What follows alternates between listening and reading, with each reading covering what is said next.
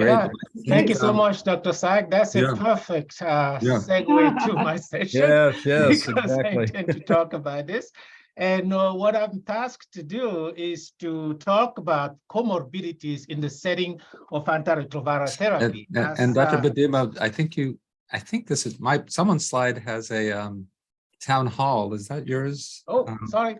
That's okay. Are we invited? I was hoping I was hoping for something more interesting. This is the only town hall I want to be part of right now.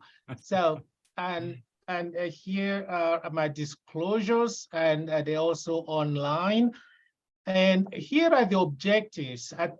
Attending this presentation, what I would like us to come away with is a review of the trends in comorbidities and their impact in survival of people with HIV, identify predictors of weight gain and cardiometabolic risk of antiretroviral therapy, and list some potential mechanisms. Then finish with applying best practices in prevention and management of cardiometabolic risk, including diet and exercise. So let's look at this outline. We will look at the trends in comorbidities. We look at the magnitude and predictors of weight gain associated with antiretroviral use, both in naive, experienced, and uninfected. And then look at potential mechanisms, and then finish on with prevention and management advice. Let's start with this question. This is MJ, a 30-year-old Hispanic female who was diagnosed with HIV in 2017 on routine screening. She had no history of opportunistic infection, so her baseline CD4 count is 159 and viremia 857,000. She was hepatitis B immune, hepatitis C negative. She weighed 160 pounds, giving her a BMI of 27. She initiated antiretroviral therapy with bictegravir FTC-TAF. On the following 2 years, she reported a 20-pound weight gain. BMI is now 30. She denies any change in diet or exercise level. Now, which of the following is correct regarding the weight gain observed in this patient?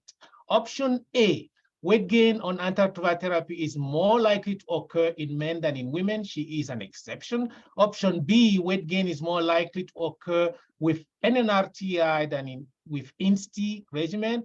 Weight gain is more likely to occur with TAF than with TDF-based regimens. Exposure to FTC-TAF would not have been associated with weight gain if it was taken in the context of PrEP rather than antiretroviral therapy. So this is an HIV issue, or all of the above are correct. Please vote.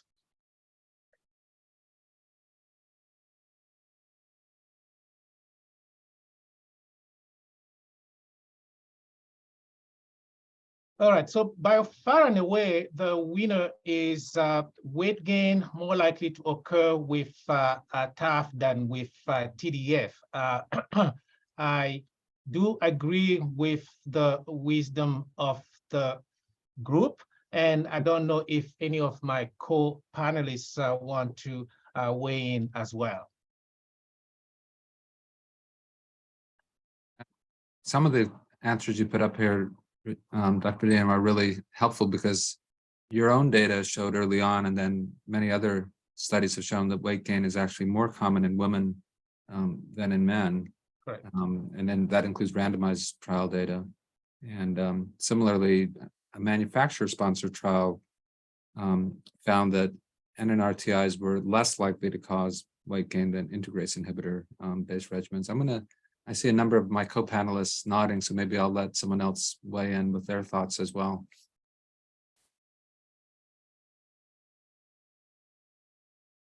Okay. Otherwise, otherwise, yeah. The last point is that even in PrEP trials, there have been some evidence of weight gain, although you'll probably get to the fact that there may be a weight suppressive effect of some of the drugs that we use for HIV and also for PrEP. But again, others are welcome to add. Correct, thank you. And the weight suppressant effect of some of the drugs, NNRTI and TDF, respectively, would complicate our assessment of weight gain with the other ones. So now there has been a dramatic decline in the mortality of people with HIV since the advent of modern antiretroviral therapy and effective management of opportunistic infections. Now, the remaining survival gap, as I would call it, less than 10 years in most estimations, is driven largely by comorbidities, hence the importance of this presentation. And with the aging of population, the burden of this is increasing. Now, prior to this analysis I'm about to discuss, there was a decline in HIV positive to HIV negative risk ratio for acute myocardial infarction. But then Kaiser Permanente and partners already said showed that since 2010, there is now a widening gap in incidence of acute myocardial infarction in people with HIV in red compared to those without HIV in blue, while from 2005 to 2009 on the left, the two were essentially superimposed. Now, if these are confirmed in other cohorts, it would be imperative for us to understand the underlying causes. So now it would be, of course, tempting to analyze this apparent increase in cardiovascular risk under the prism of the increasing awareness of weight gain, mostly associated with the use of integrase inhibitors and TAF. Now, this is a nice recap of 3 African trials for antiretroviral naive, advanced, and AMSAL, and experienced VISENT, either in people without or with virologic failure, that show a consistent finding of a higher risk of treatment-emergent obesity among participants who initiated INSTIS, dolutegravir in this case, especially if used in conjunction with TAF. So this is the main take home from these studies. Now, why is that occurring? Initial thought could be that starting this modern antiretroviral therapy and controlling viremia decreases inflammation and reduces the catabolic effects of HIV infection. So the better you do that, especially with INSTIS, the more rapid that quote unquote return to health would be, and that greater gain with higher baseline viremia. Now, of course, we do not know what calorie intake will improve because somebody is on HIV care. They probably have wraparound services that allow them to eat better and maybe get a lot of things better. So now let's look at what would happen in this particular case of somebody who is already on antiretroviral therapy and already virologically suppressed. She is MS, 35-year-old white male, he is 35-year-old white for the past 10 years on a 5-valent-3 TDF, has been very reluctant to change a regimen that he credited to saving his life. However, he's now willing to consider because he has persistent insomnia, depressive disorder. The CD4 count is a not too shabby 700, virologically suppressed, hepatitis C negative, hepatitis B immune. Now, if you were to switch this person to dolutegravir plus FTC TAF, that would result in which of the following? No change in weight, as the patient is already virologically suppressed. Now we no longer have to worry about inflammation. B, weight loss, since TAF is associated with fewer metabolic complications, therefore would allow this person to lose weight. C, weight gain because of a switch from TDF to TAF. D, weight gain because of a switch from a 5-valent to dolutegravir. Or E, both C and D. Please vote.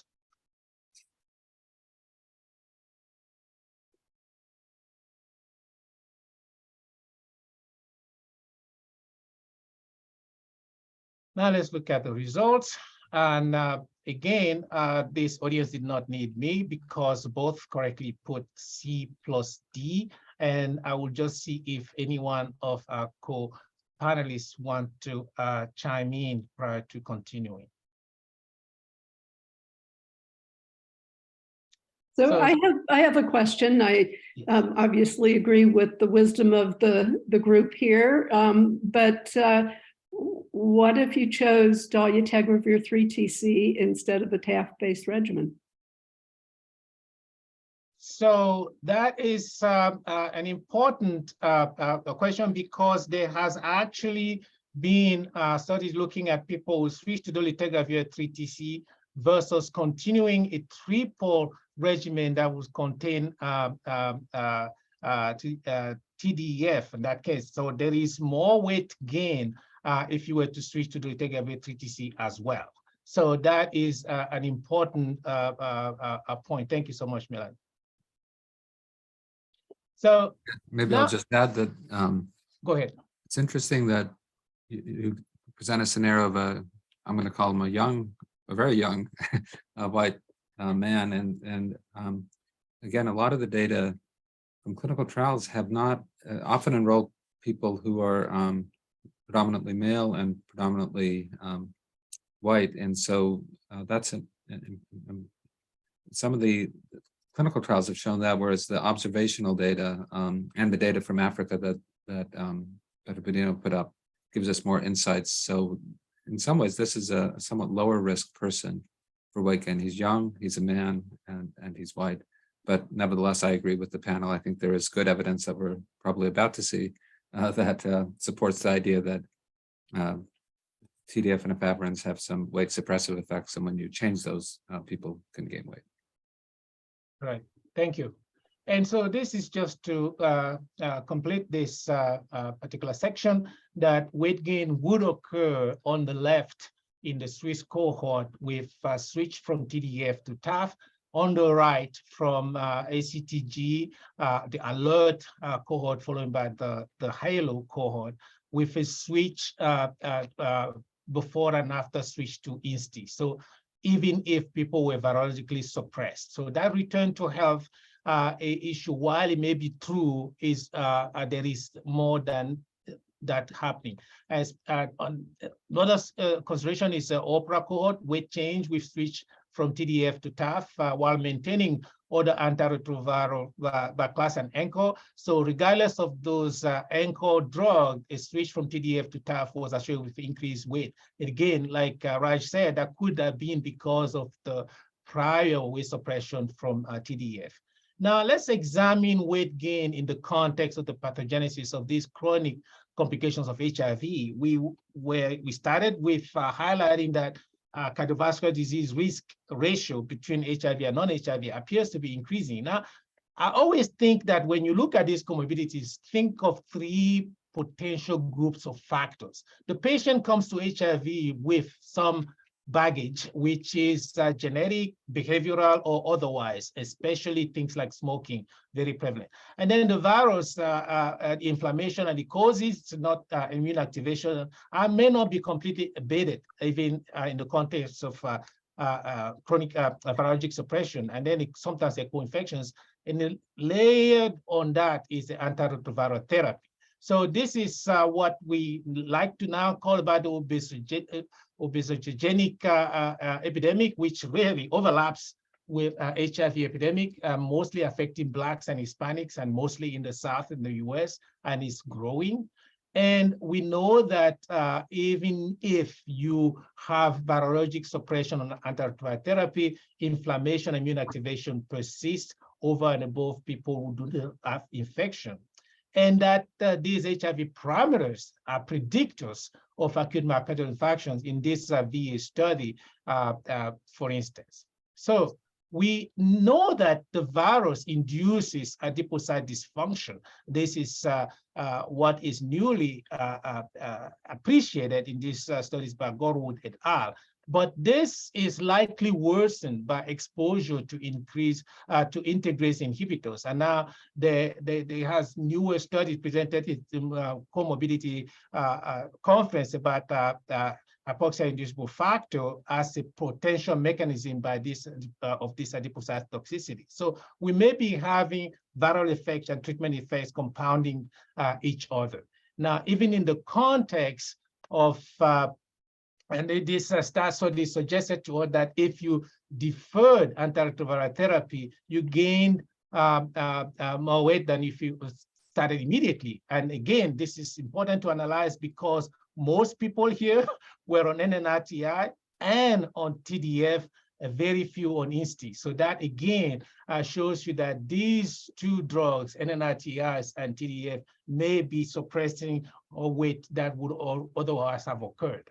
Now, this is another alarming fact that, we have this study by Nesgat et al. In the RESPOND cohort showing that INSTI initiation was associated with an increased risk of a 2.5-fold greater incidence of cardiovascular disease within 6 months of exposure compared to no exposure at all. And this, if this sounds familiar, it should, because this mirrors what we have seen 12 or 13 years ago with abacavir initiation.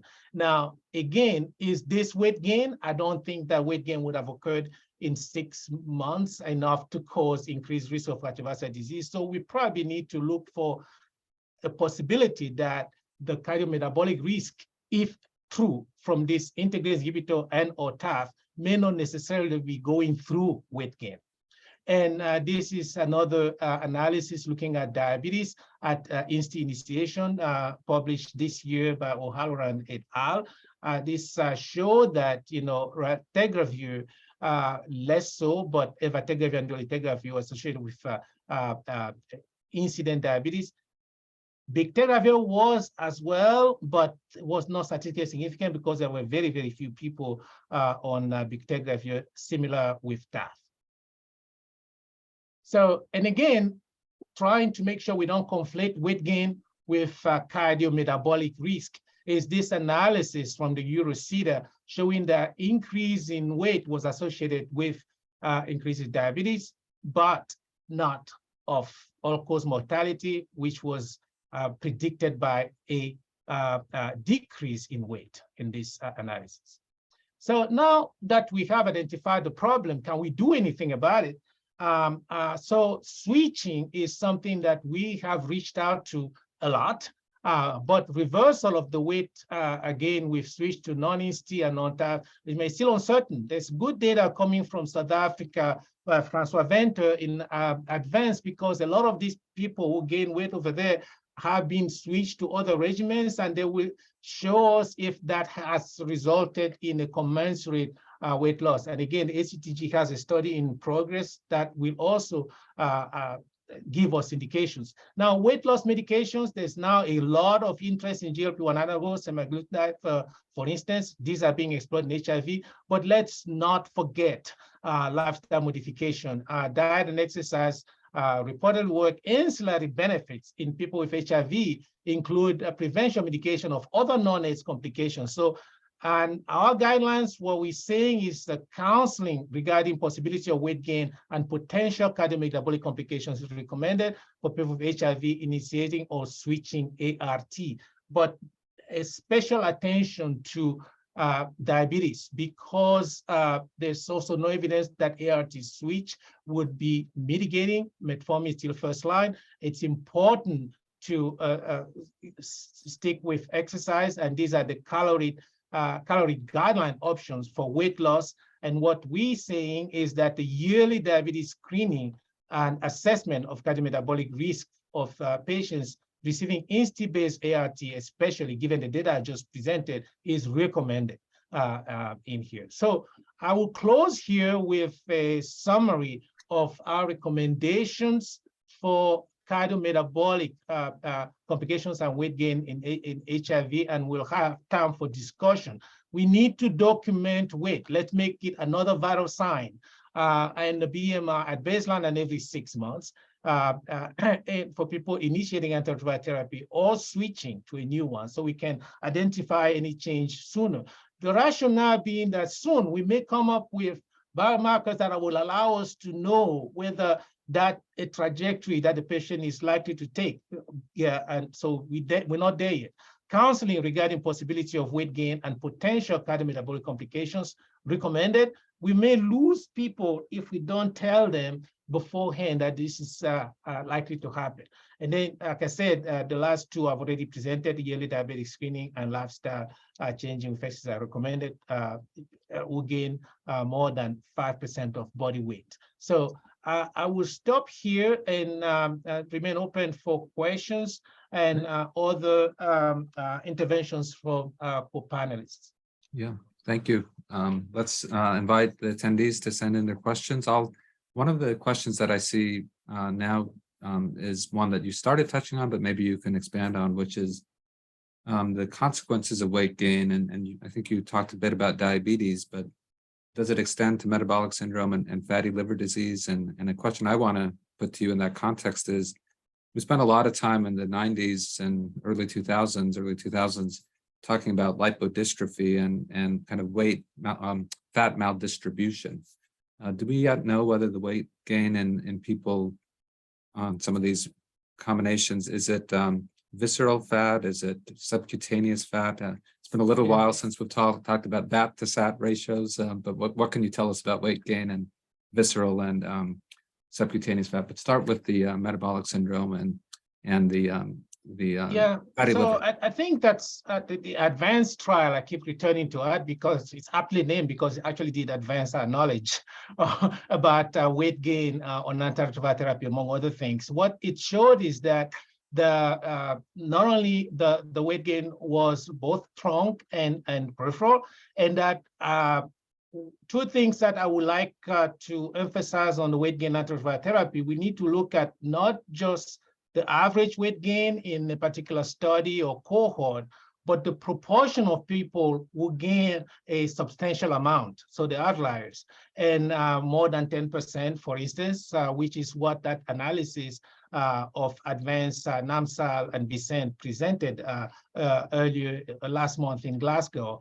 And then in advance, the proportion of people with treatment-emergent metabolic syndrome was greater in those with dolutegravir with TAF or with TDF. So that is for possible cardiometabolic risk. Now, you mentioned fatty liver disease. In that one, there was another analysis by Biskov et al., I believe in Europe, that showed that exposure to TAF and INSTI was associated with treatment-emergent what is now called metabolic associated fatty liver disease, used to be called NAFLD. And while TDF was associated with a lower risk of metabolic associated fatty liver disease, the important thing about that analysis was that TDF was associated with a lower risk of NAFLD regardless of weight trajectory. Again, causing me to try to dissociate the weight gain with these metabolic complications. Maybe they're linked, or maybe not necessarily so. So I don't know if anyone else wants to chime in. No, I think you nailed it, Roger. Dr. Haley here has written in with a question that I was going to ask, and that is the role of the GLP-1 agonist, and it's now becoming used almost as frequently as statins. At least the demand is up that high. Either you or other panelists, how are you integrating this into your practice at this point? Yeah, and I work for the VA, and I have to have permission from on high to do anything unorthodox. So I have not used it yet. I'm very intrigued by the data on non-diabetic general population, showing not only a substantial weight loss, but sustained. We know that diet and exercise, one of the problems we've had is sustaining the weight loss, and it's been shown in a number of times. I believe it's Jordan Lake or others that are looking at this in the context of HIV, and that the data is forthcoming. You know, you're definitely hitting a nerve. We're getting a lot of questions, so maybe we'll do some rapid fire ones and invite any other panel members who would like to also contribute, although Dr. Bedimo really is the person I ask all my weight questions to. What about switching to doravirine containing regimen? Can you comment on that, what our guidelines say and what you've been recommending? Yeah, and so a lot of people have been asking about switching to a non-INSTI, non-TAF, because those that class and that drug were most associated with weight gain. And the popular question has been not just doravirine, but doravirine with TDF and 3TC. Now, I have to put a caveat that we do not have the data on the efficacy of that strategy. It's being actively looked at in the ACTG, and I hope that it yields the answers that we want. My concern is that when we look at switching, we have to factor in how long somebody has been on the regimen that they appears to have been problematic in terms of weight, because as we've seen in many studies, the weight gain has been front-loaded in the first year or so, and I'm not sure if you had plateaued, whether you should expect much drop. The other problem that I have with the current analysis, the way it has changed in the ACTG, was that they're now including everybody who weighs above a certain amount, not just those who gained during the regimen that went to switch from. So I think it may conflate things. Thanks. I'm going to actually ask Dr. Paul Sachs if he would weigh in on this very issue. Welcome, Paul. Weigh in. Yeah, I was going to comment on that too, but I'll let it go. I was hoping someone would notice. Thanks, Raj. The advanced study has a follow-up that just was published in Clinical Infectious Diseases, showing that people who switched from TAF FTC efavirenz, TDF FTC efavirenz, or TAF FTC dolutegravir to TDF FTC dolutegravir went in the predictable directions, meaning those switching it from TAF to TDF actually ended up losing weight. This is a prospective study now. And those switching from TDF FTC efavirenz to a dolutegravir-based regimen, even with TDF, gained weight. So I think this is proof that TDF is doing something to suppress weight, and it does so in particular when combined with efavirenz. And I suspect strongly that the ACTG study is going to show exactly that unless you are switching to TDF, you are not going to get this weight loss. Great. Because we have a number of other questions, maybe I'll see if there's any comments on what we just heard, and then I'll switch us to cardiovascular disease from weight. Any other comments on that last point? Okay. One thing I just think needs to be mentioned, and I'm sorry I joined late, and it's possible that Roger mentioned this already, but it is possible that this weight suppressive effect of TDF with efavirenz is a toxicity and not a benefit, either because of inhibition of some sort of muscle development or some way of mitochondrial toxicity. And I don't think we know that yet. I do know that in the pregnancy study, it was associated with worse outcomes in women starting TDF FTC efavirenz in pregnancy.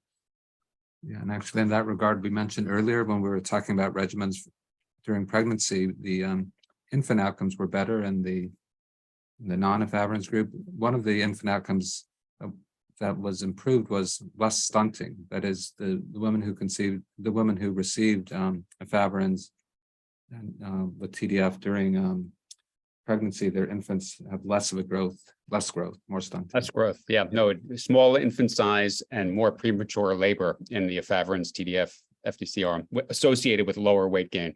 Yeah. There are more weight questions, but the really hot button question that Dr. Wooten asked that I want to put maybe to you, Roger, but others should weigh in.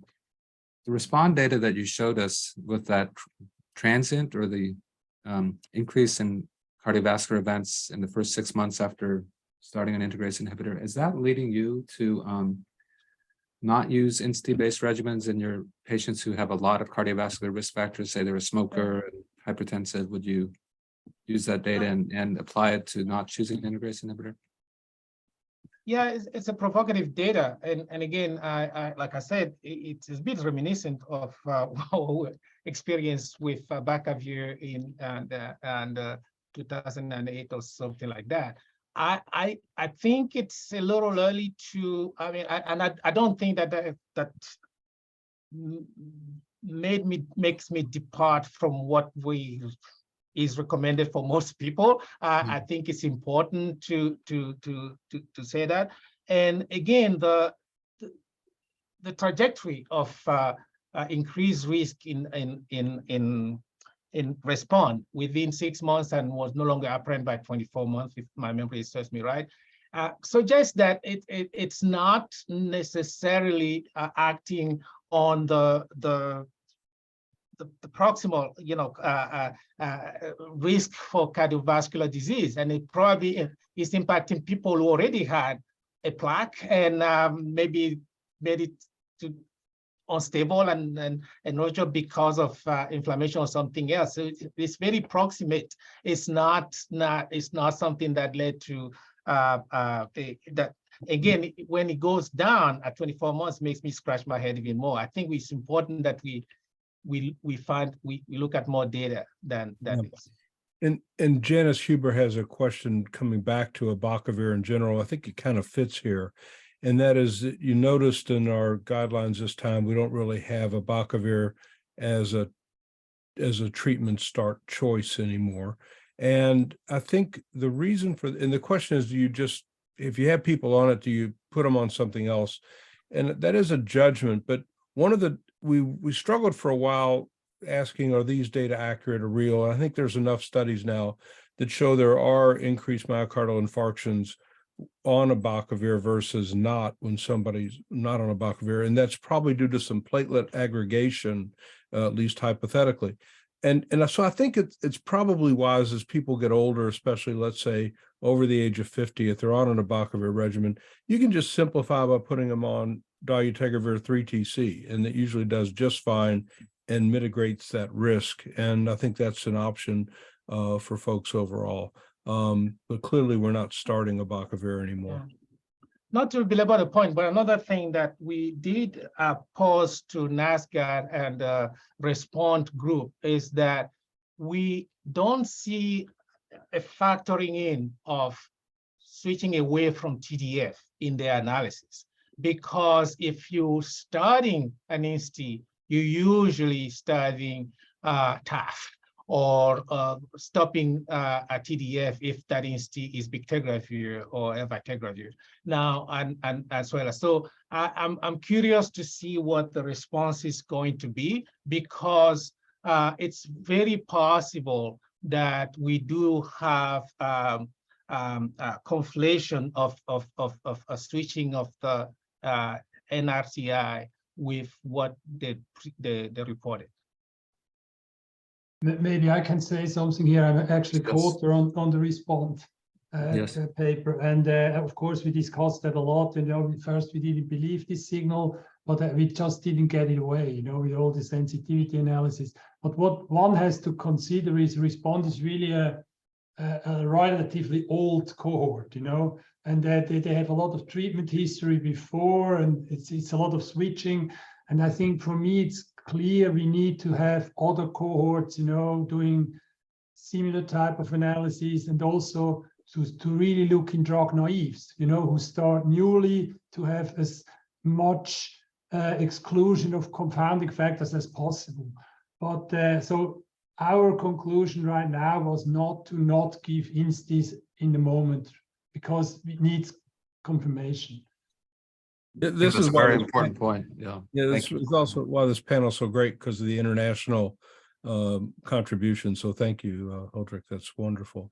And, you know, if I could just mention that we are in this time when there are a lot of data. We don't know what to make of them. We don't know what to do about changing or not changing necessarily. But I think it just has to emphasize to us that in the very beginning, when we meet our patients and we're talking with them about antiretrovirals, or if it's a patient who's already on antiretrovirals, in addition to spending the time talking about HIV therapy, we really have to start talking more about the increased risk of cardiovascular disease with HIV, and to from the very beginning to start really assessing that person for their risk of cardiovascular disease. So looking at their lipids, looking at their blood pressure, looking at their family history. Do they need a coronary calcium CT to find out if they already have significant plaque?